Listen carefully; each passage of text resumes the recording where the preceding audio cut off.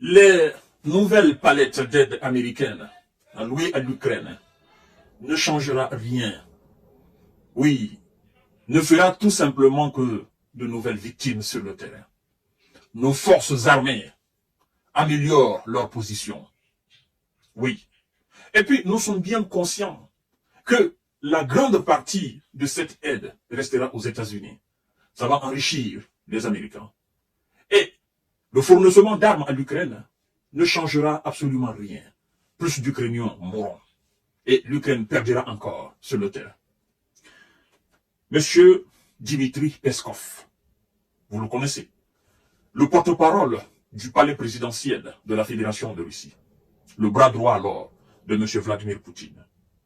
Et, en substance, d'accord, on ne va pas jouer à la langue de bois.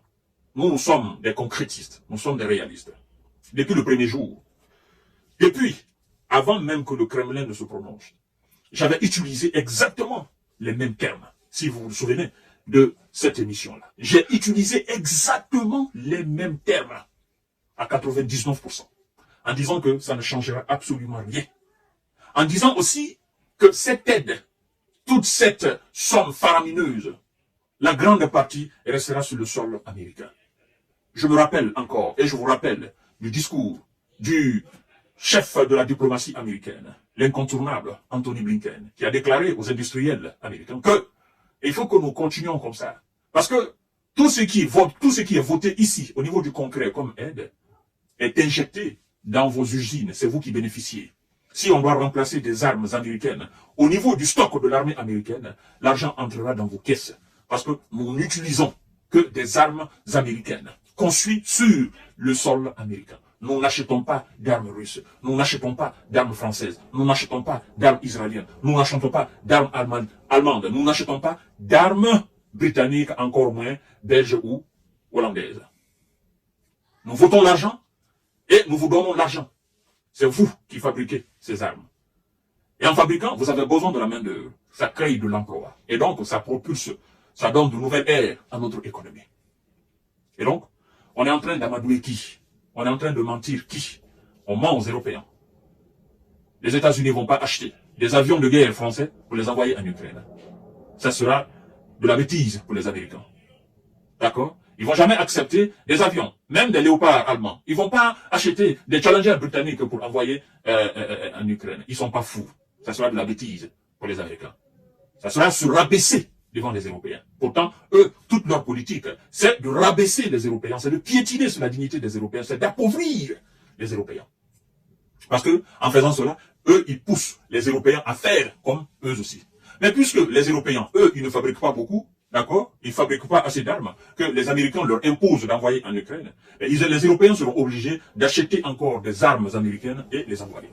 Je crois que nos amis français ont compris, n'est-ce pas, le cinéma des Américains. C'est pourquoi eux, ils préfèrent fournir des canons, des César, des obus. Mais jusqu'à présent, je ne les vois pas encore voter vraiment de sommes faramineuses pour acheter des avions ou acheter des armes américaines et les envoyer. Ils se contentent de leur stock. Vous comprenez? Et s'ils doivent remplacer, c'est eux-mêmes, ils votent leur propre politique. D'accord? Ils fabriquent des armes françaises pour remplacer, n'est-ce pas, au niveau du stock de l'armée française. Alors, quand il dit que rien ne changera sur le terrain, il faut que on soit clair et qu'on dise la vérité. D'accord? Je ne vais pas vous mentir. Rien ne va changer sur le terrain. Rien. Il n'y aura pas de percée majeure. Comme a indiqué le général historien, je crois bien, qui était sur les plateaux de LCI. D'accord? Un certain général, je ne sais pas si c'est Foya ou Foka, quelque chose comme ça. Il a dit que, bon, pour lui, ça ne va pas changer grand-chose sur le terrain. Ça ne va pas permettre aux Ukrainiens de repousser massivement les Russes sur le terrain. Non. Ça ne changera rien. Ils vont venir, ils vont se défendre. Si on les produit, on les fournit des systèmes de défense, ils vont se défendre. Les armes qu'on va leur donner, est-ce que ça sera suffisant pour attaquer?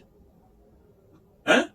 Est-ce que ça sera suffisant pour défendre l'ensemble du territoire, ou du moins le reste du territoire ukrainien? Parce que jusqu'à présent, la Russie contrôle 20% de ce territoire. Je crois d'ailleurs que dans les mois à venir, si on ne fait pas attention, ils seront dans la position, n'est-ce pas, de contrôler 21 ou 22% du territoire ukrainien.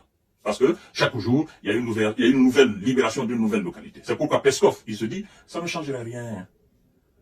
d'accord, et il y aura assez de victimes du côté ukrainien. Ça ne changera rien. Parce que tout se passe là-bas. L'Amérique envoie, ça se passe là-bas. Nous avons nos soldats là-bas, ça se passe là-bas.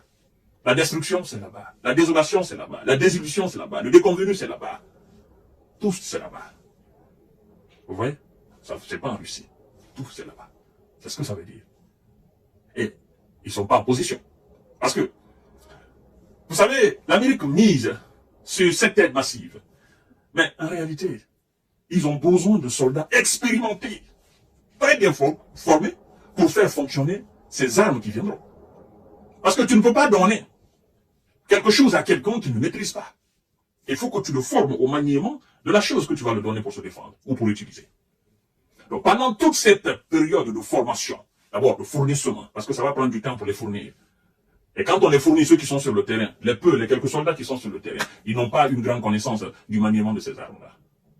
Et si on ne sait pas les manipuler, écoutez, on se fait du mal tout seul. Parce que le temps qu'on prend pour les utiliser, ou le temps qu'on prend pour comprendre les ficelles de ces machines, pendant ce temps, la Russie est en train d'avancer. Et donc, il va falloir encore former de nouveaux soldats ukrainiens au maniement de ces armes. Et l'autre question qu'il faille se poser, c'est que les premières armes occidentales qui ont été envoyées, qu'est-ce qui s'est passé avec? L'Ukraine a fait quoi avec? Parce que normalement, c'était censé défendre. C'était censé percer des lignes de défense russe. Au lieu de cela, ces armes offensives se sont transformées en armes défensives. N'ont pas alors pu accomplir leur mission n'est-ce pas, offensive. Et même la mission défensive, ils n'ont pas pu. Parce que si ces armes ont été efficaces, on ne serait pas là aujourd'hui avec de nouvelles dominations et de nouvelles libérations de nouvelles localités. On nous a dit non, les soldats, les troupes qui étaient là, ils n'avaient pas la grande connaissance d'utiliser ces armes-là. Et les nouvelles armes qui viennent là, les nouveaux soldats qui seront formés là, eux, ils auront la connaissance acquise pour faire fonctionner ces armes? Non, c'est du gâchis. Mais, puisqu'ils tirent profit de cela, les Américains ne vont pas cesser. Et puisque c'est une question existentielle pour la Russie, elle aussi, elle va continuer. C'est là, c'est une question d'intérêt. C'est une question d'intérêt. Maintenant, vous savez que c'est une nouvelle vague. Ils sont là à fanfaronner. Mais, après utilisation de ces armes, qu'est-ce qui va se passer encore? Est-ce qu'il va falloir voter autre somme? Et c'est là, le monde se dira, la fois dernière, vous avez fanfaronné avec l'aide de 61 milliards. Ça n'a pas changé quelque chose. Vous voulez encore voter pour 200 milliards. Écoutez, tant pis pour vous. Comme c'est vous qui déboursez, et comme c'est vous qui dépensez, et comme c'est vous qui perdez, tant pis. Alors, dommage que ça se passe dans un autre pays. Parce que si ça se passait aux États-Unis, écoutez, je crois qu'il y a longtemps on aurait trouvé une solution. Mais puisque c'est très loin des États-Unis, mais aussi très près des États-Unis, faut pas oublier cela. C'est très loin des États-Unis, mais aussi très près des États-Unis, parce que la Russie est à 2 cm des États-Unis. 2 cm. Il n'y a même pas de kilomètres. 2 cm. La Russie est juste à 20 minutes. Je ne dirais même pas 20 minutes. Oui, peut-être 20 minutes à 30 minutes. Quand je dis 20 à 30 minutes, vous devez savoir, je parle de la capacité russe à atteindre les États-Unis. Voilà, c'est pourquoi je dis, elle est très loin. Le territoire ukrainien est très, très loin des États-Unis, mais la Russie, elle est tout proche des États-Unis. Voilà. Donc, on n'est pas encore arrivé là, et on ne souhaite pas qu'on en arrive là. Mais, comme a dit les Russes, voilà, les Occidentaux attendaient que la Russie réagisse par rapport à cela. Et c'est le porte-parole de la Maison Blanche, du Kremlin qui a réagi. Donc, Vladimir Poutine jusqu'à présent. Bon, de toutes les façons, il sait que ça ne va absolument rien changer. Voilà, mesdames et messieurs, à tout à l'heure pour notre série d'informations de décortiquage. Partagez la vidéo dans tous les groupes possibles et abonnez-vous sur cette page. C'était la réponse, c'était la réaction, n'est-ce pas? La réaction du Kremlin par rapport à la fanfaronnade des Américains et